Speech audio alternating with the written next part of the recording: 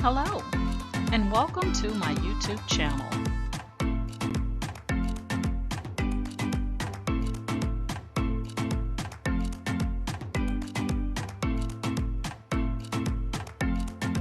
Please ensure to like, share, and subscribe. And also click the bell notification in the top right-hand corner to be made aware anytime I upload tutorials or videos to YouTube. All right, let's craft together.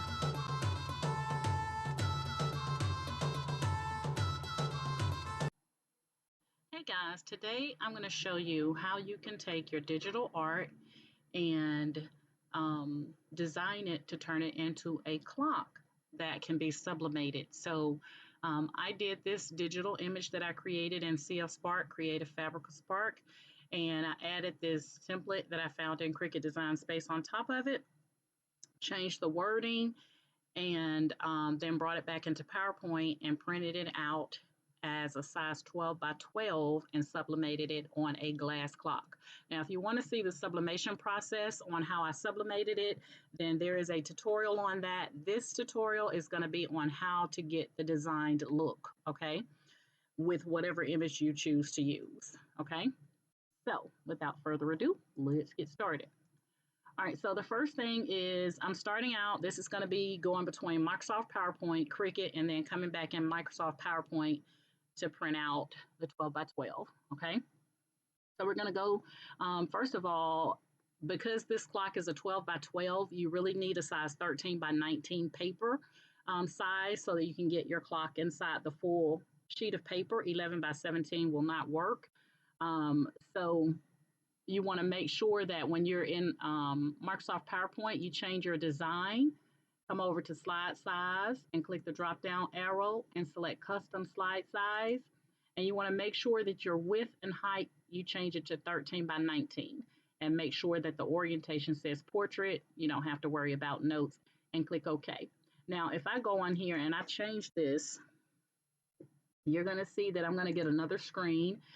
When you get this second screen, you want to make sure you select Ensure Fit for the option and then hit OK. Okay, but I'm going to go back and change mine to a 13 by 19. I just wanted you to be able to see that second screen that you will get when you change your size. Okay, so that's how I have my slide size now set at 13 by 19 so that I can print out a 12 by 12 and get everything inside the 13 by 19. The next thing we're going to do is insert our image.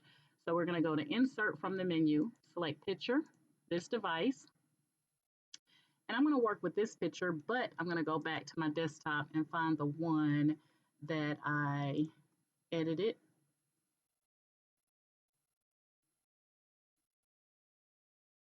So this is another image that I created in Creative Fabrica Spark. This is a digital image. I took it in Photore and then kind of enhanced the coloring, but it came out beautiful directly from CF Spark. So I really didn't have to do that, but I wanted to get the full gist of the enhancement. All right.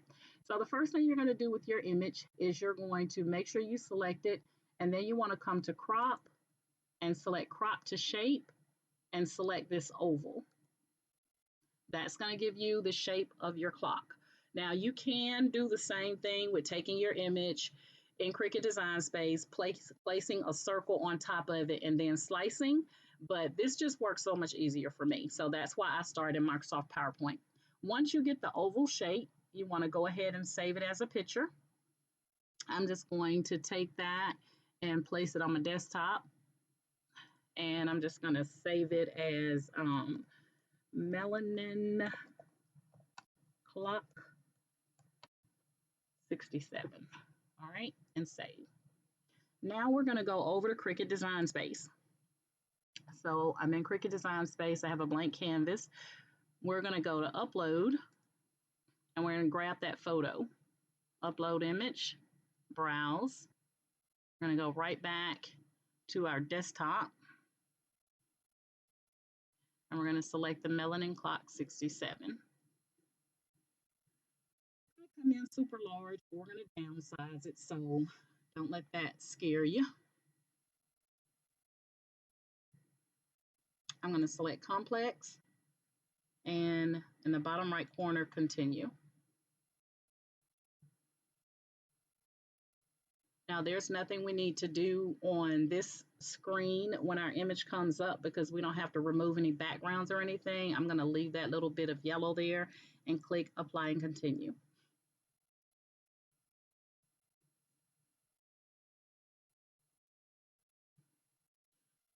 On this select upload type screen, you want to make sure you select the second option, which is print then cut, and then in the bottom right, select upload.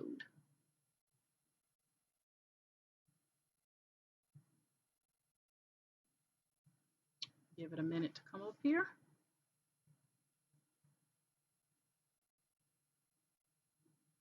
All right, there's our image, and we're going to select it, and in the bottom right, click add to canvas.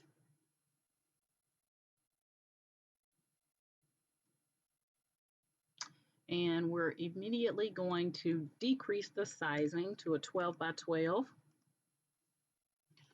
And that's just so we can get the full effects because this is eventually going to be a size 12 by 12. Now in Cricut Design Space, to get the clock template, we're going to come over to editable images. And what I did was, initially it brings you here. What I did is I typed in clock template and click the magnifying glass. And this is where I got that template from. These templates can be changed to whatever you so choose as far as the wording and everything. So you have the darker one, it's always Bureau Clock, or the lighter one. I chose the lighter one because I didn't want the colors to be all in their face. So I select this one and then add to canvas. Once it comes in, you want to make sure that you change this number 1 from a pen to print then cut. Okay. The reason is because you can change the coloring better. Okay. So let's just go this kind of yellow color and see what that's going to look like. And we can kind of play around with it. And then we're going to unlock the proportions here so that we can size this to fit our 12 by 12. And let me go ahead. I'm going to click on the word beer and change it to melanin. Oops, I totally did not mean to do that.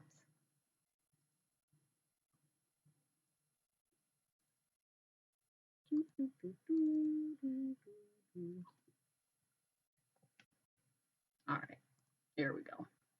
And then we're going to take that whole thing and we're now going to size this over our clock. Make sure you unlock the proportions because otherwise it'll only give you the option to go. All right, so I had a little blooper there where my camera stopped, but you're going to unlock the proportions so that you can drag this out to get it to cover your entire clock. Make sure you're not going outside of the printable area. So I'm dragging. I want to go back up just a little bit right there. And then I'm going to come down here. Okay. Now, you can change this now to whatever color you so like. You know, you can go white if you don't think you can see it that good. You can go black, you know, whatever color works for you. Okay. So let's go back and let's put it on the white. The reason I don't like the darker one or the bolder lines is because it starts to cover up their face and we want to be able to see their face. And unfortunately, we can't bold these letters. Okay. If we could bold it, that would be perfect, but we can't bold it. So let's go here and see if we have anything. Nope. All right, so we're going to leave it like that. So now we have our wording in there. We've changed the beer to melanin. So now it says it's melanin o'clock and everything is inside of our image. So we're going to now take this and highlight both the image and the wording. And we're going to go ahead and click on group. And now we have one piece. Okay. Once you get that done, we're going to go ahead and we're going to snapshot of this, and we're going to save it to our clipboard and take it back to Microsoft PowerPoint. For those of you that are new to Cricut, you cannot print larger than a 6.75 by 9.25. There's nothing I can do about that. We as crafters have found creative ways that we can slice images to get a larger image. I do have a tutorial on that on my YouTube channel. If you want to take a look at that, but just flat write out printing larger than 6.75 by 9.25 is not doable at this time, okay? So you can use Snagit to do this, guys. You can use your snipping tool. I'm going to be using the print screen key, and I'm going to take a snapshot of this. I didn't do a very good job because I want to get the whole thing in there. There we go. All right, and then I'm going to take this now that it's copied to my clipboard, and I'm going to go back over to PowerPoint. Okay. I'm just going to paste it into PowerPoint, and then you want to remove the background. Okay, guys. So it's several ways that you can remove that background, that line that's around there. You can go in and you can crop this, you know, to take out some of that, or you can remove the background. I'll show you another way that you can just remove the background by making sure you select your image and click remove background. Now you're going to have two tabs here on the left, mark areas to keep, mark areas to remove. When you click on mark areas to keep, you're going to get this little pencil, as you can see, that's floating around my screen. Anything that has this dark pinkish looking color is going to be removed. So we're going to click our pencil over our image so that we can bring back all of our photo. And you'll notice the colors start to come back. And you may have to kind of drag over it a couple of times. Just make sure that you stay inside of your circle. And then if you click off and you see anything is missing, you can go back and you can edit it again. But anything in this pink, that's this pink shaded color here, is going to be removed, and everything else will be kept here. And I don't know what I'm doing here. Let me go back in. Now I'm going to click on click to remove. I want to get that white out. It's not going to be a big deal because you're going to be cutting this out anyway. So it's not going to be a deal breaker. All right, so you see how we have some little parts right here that look choppy. Just click back on your image and go back to remove background and select mark areas to keep, and then click on those little areas right there. Okay, there we go. All right, so it looks like I got right here, so I'm going to click on that one more time. Look really closely over your image, guys, because right here, that kind of cut out. There we go. All right, so once you get your image in there, everything is there now, and I will tell you that it doesn't look like you can really see it that good, but when I sublimated it, it was perfect. Okay, so don't let that frighten you. All right, once you get it back into Microsoft PowerPoint, then you want to go to Picture Format. You're going to come down to Rotate, and you're going to say Flip Horizontal. That's to mirror the image. Once you mirror it, you're then going to come over to this third icon here that says Size and Properties, and you're going to deselect Relative to Original Picture Size and deselect Lock Aspect Ratio. And we're going to change this to a 12 by 12 because that's the size of our clock. Okay, so everything is now inside of the printable area, which is our 13 by 19, and we are ready to go ahead and print this out and sublimate it onto our clock. You don't have to worry about that little opening because on the clock, that opening is not going to, nothing is going to print there because it's just a hole. So you don't have to worry about getting that circle. The reason I like the images like this is because that circle, it's going to end up around about in here, so it's not covering up the face. Okay, so that's why I like that. If you want, uh, if you want to,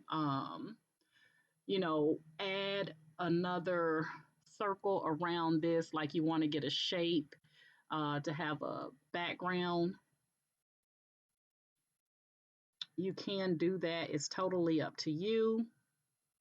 I kind of thicken up mines and I had a little bit of a gold, but you can use whatever color you want. I probably would choose a color from this photo. This is just something extra if you so choose to do it. Let's see. I'm going to do, let me click off of it. I'm going to do that gold color that's in there. So I highlight, I click on my circle here, and I'm going to click on the color, and I'm going to select eyedropper, and I'm going to select that gold color. And now I'm going to right click this and send to back, and then I can move my image down. So you can make that background whatever color you so choose, if you choose to have a background. You don't have to if you don't want to. And then you just want to make sure you group them. That's just by highlighting both and selecting group. And then you do want to go back to your size, guys, and make sure that size is still 12 by 12.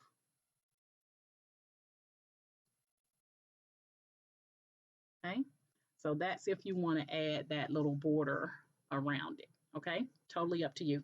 But when you print this out, guys, you're going to be cutting out that white. It's not going to sublimate anyway, so you don't have to worry about that. Okay, there is one little part right here that I could clean up, but I'm not going to worry about it right now because I'm not going to print this out. This is just to show you how to design it in Microsoft PowerPoint. So now if I go, that's what your clock is going to look like. Okay, that is what your clock is going to look like. Absolutely gorgeous. Now, another question that I've had is where do you get your digital images, or where do you get your images? These are images that I've been creating myself in Creative Fabrica Spark.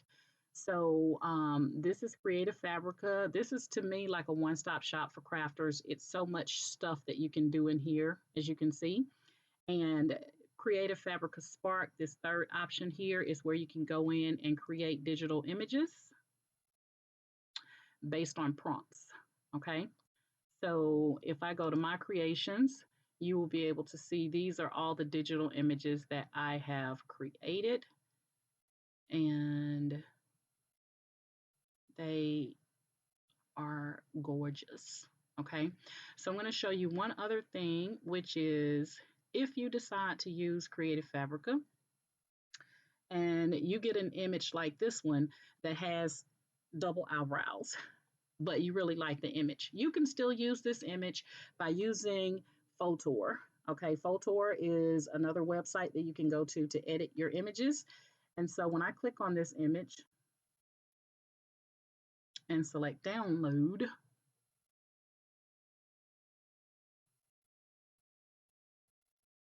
I can take this image into Photore.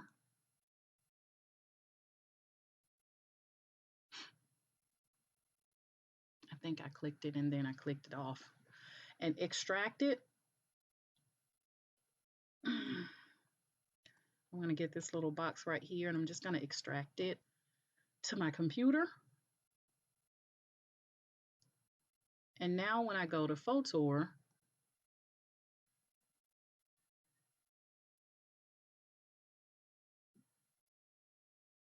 I can go in and remove those eyebrows. So I'm going to show you. So I'm going to click edit a photo. Let me sign in. It may sign me in. There we go. Edit a photo. Open image. And this is the image.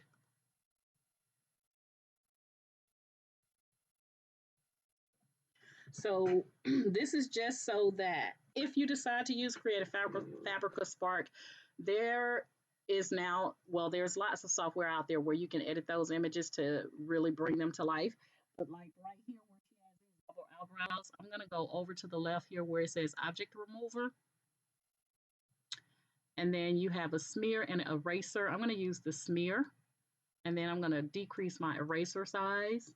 And I'm just going to use that eraser to cover those eyebrows.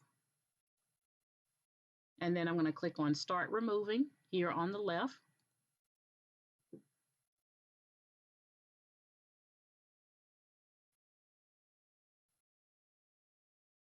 And it's going to take those eyebrows away from me.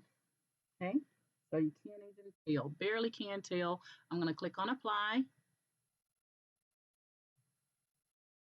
And now I'm going to come to this one tap Enhance.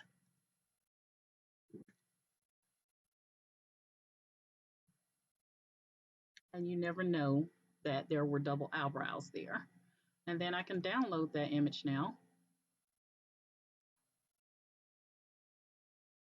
and use it however I so choose. Okay. So, to those of you that have been using Creative Fabrica Spark, just keep that in mind that there are options out there to edit those photos that come out with extra arms and fingers and things like that. How you can come in and remove them using Photore. But like I said, there's all types of software out there that you can use to edit those photo images. Okay. All right, guys, so that is it. That is all that I wanted to show you today. If you are currently following me on Facebook and my Facebook group, Candoris's Cricut and Creative Crafters, I want to thank you guys so much for following me on Facebook. If you would like to join my group, it is called, again, Candoris's Cricut and Creative Crafters. I will link it in the description to this tutorial. Just click on More for the description. And send a request to join the group. And then if you're currently subscribed to my YouTube channel, I want to thank you guys so much for the love and support that you show me by subscribing to my channel and following me there. If this is your first time seeing me doing a tutorial and you like my method of teaching, then please like, share, and subscribe to my YouTube channel as well. I have over 360 video tutorials out there on all types of crafts on my YouTube channel. And yeah, so that's pretty much it, guys. Um, thank you is all I can say. And so if you have any questions, comments, concerns about this video tutorial, then please chime in the comments. And you know, my motto is each one reach one so that each one can teach one. And you guys have a great day. Bye.